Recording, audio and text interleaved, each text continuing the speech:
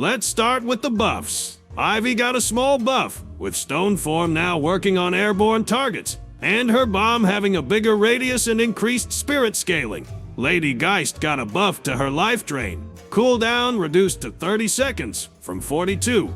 Grey Talon got a lot of buffs, with his Rain of Arrows now alt-castable to remain near the ground, and his Owl having a bigger turning radius and bigger explosion radius. But bonus spirit gained is now limited to a 3-second window. Seven got a few changes to his static charge, with it being self-castable, and a small buff to his Tier 3 Lightning Ball with a +1 meter radius. Warden got his spirit scaling for his ultimate increased from 9 to 1.2. However, his jail ability, Binding Word, got a big change, with a bigger range, but a longer time to escape, both by 15%. The biggest part of the update is the new hero, Mirage, a unique hero that can jump and pinch down enemies in a fight. He has a tornado that propels himself forward whilst knocking enemies and keeping himself immune.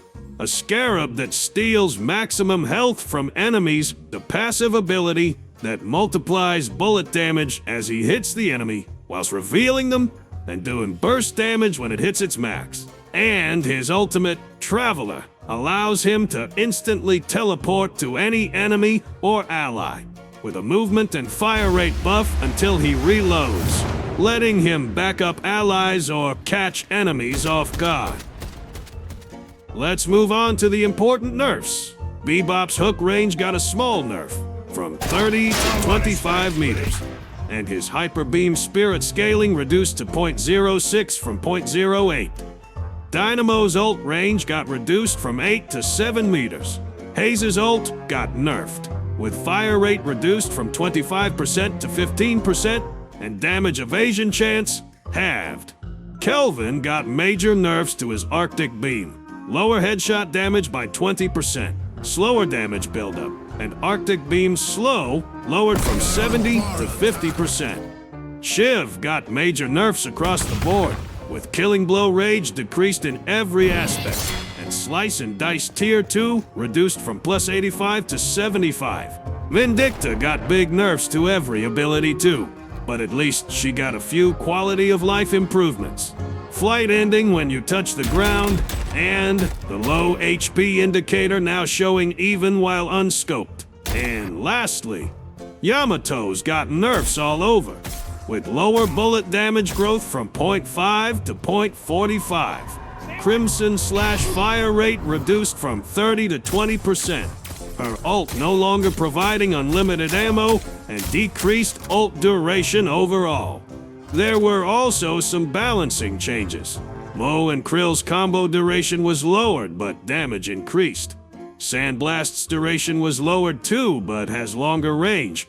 And Burrow's speed increased, but top upgraded speed decreased.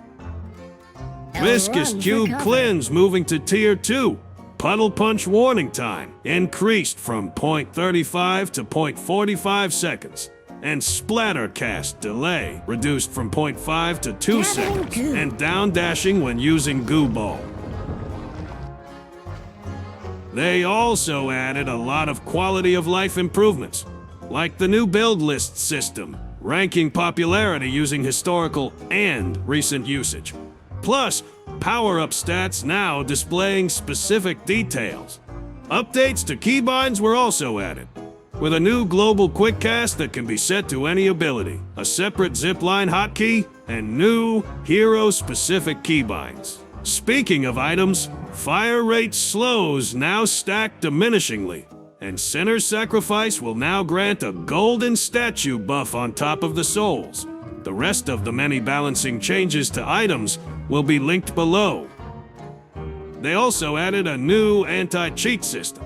Players can choose whether to instantly ban a cheater during a match, or turn them into a frog. Another highly requested addition is the new custom match mode, with options to turn on cheats, set your server or set it private or public. Replay features for these custom matches are also now supported. Next is some major changes to the laning phase. Lanes will always be set up as 1-2-2-1. and side lanes have been moved farther from the middle lanes and expanded overall. They also made zipline boosts start on cooldown, plus some speed increases on the ziplines, and a buff when you destroy the lane's base guardian, and a first blood bonus of 150 souls for each player's first kill, slightly improving the impact of early kills.